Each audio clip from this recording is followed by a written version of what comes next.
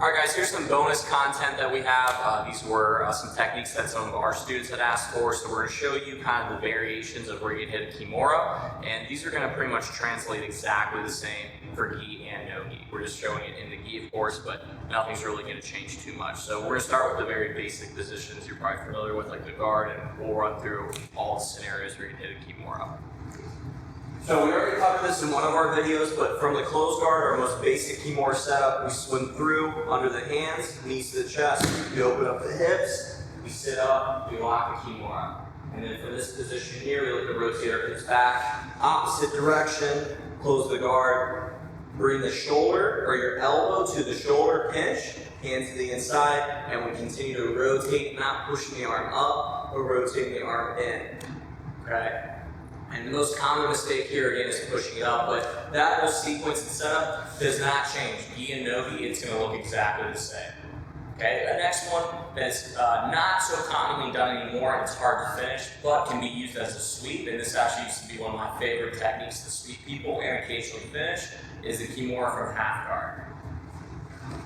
So from half guard, typically you do want a knee shield to really make this effective, but if someone does start to smash in, okay, kind of close your guard position, they drive forward with the cross face. Sometimes as they come forward, you can isolate the wrist, and as they pressure into you, pressure in, I can lock quickly into my Kimura. So if you're very sneaky here, you can get them as they're pressuring in. Sometimes, if they don't have any connection, you can immediately take this arm, you cannot hesitate because it's half guard, and you rotate your hips as fast and hard to the outside as you can.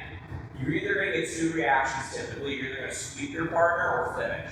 If they're stubborn and they don't want to go, and they don't want to roll, they're going to end up getting Kimura from half guard like so. Okay, now, if they're not as stubborn and they decide to roll because they feel the pressure as they rotate and push, they're going to flip over, and I'm going to end up either in half guard, finishing on top, or I can end up in like a side mount position. Okay. Now, for purely finishing the Kimura, those are really the two most common positions that you're going to see them on your back.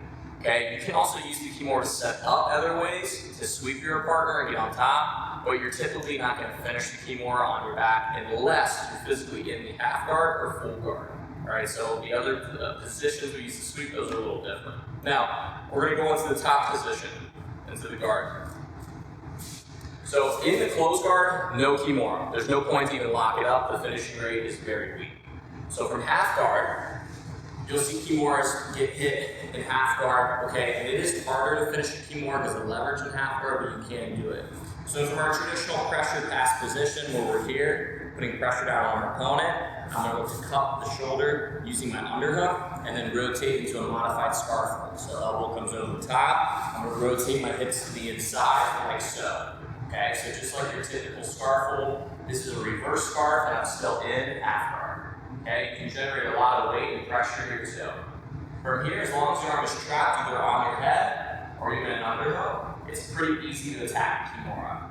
So if the hand's on the head, pretty simple. You swim under, we go straight to the wrist, we now look to pin the hands to the mat. You can also pin the hands to the hip, which is probably going to make it easier to actually lock your Kimura. So it's all preference whether you come here or here. You're then going to proceed to lock and connect. From this position here, again, the finishing rate is always better from side on, but you can't finish from half guard. You're going to yank the arm out, and you're going to try to finish this from your reverse scarf. Okay? So from here, I'm just going to look to start bringing my hips up nice and high, pull the arm up. If you feel like you don't have enough leverage here, okay, you can square up with your partner now, and now look to bring the arm back. Okay. Now, from this position here, we still always try to get the arm to bend as much as we can. If the arm's out, it's still going to create a lot of pressure here, but it's still going to be hard to finish, depending on how flexible you are. So you always have to gauge how flexible your partner's shoulders are. Sometimes it's better to pull the arm in, and sometimes it's better to keep it at 90. Alright, so again, all based on how flexible they are. So from here, I can pull the arm back, and I still want to keep weight on top of them. It's tempting to lift them all the way up, but you don't want to pull them to where they can sweep you. At 90 degrees here, same deal as before, you're pinning, and you're going to raise the arm up. That one's very tight, again, based on flexibility. And then lastly, in half guard 2, if you get really tight to your partner, you can sometimes even look to step over the head from this half guard and then finish right here. Okay, our next variation here, we can turn this way, is just our side mount Kimura. Lots of variations to finish here, very similar to what we just did.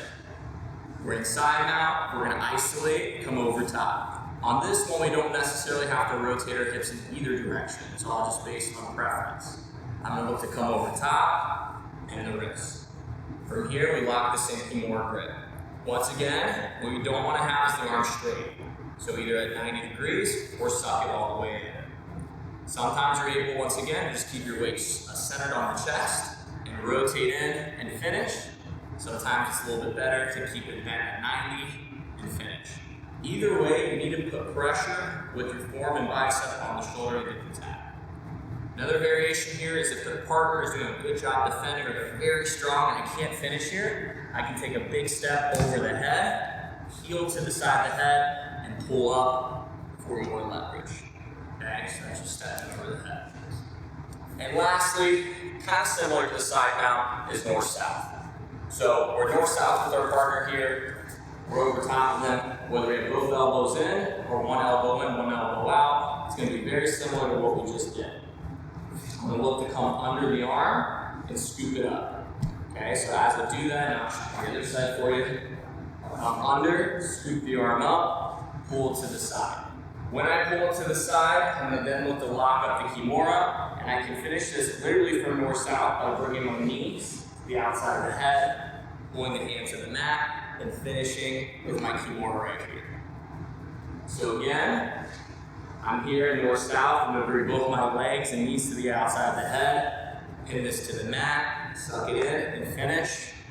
Okay? I can also proceed to go into more of my traditional side mount, stepping over, and then bring the arm out, rotating for my finish.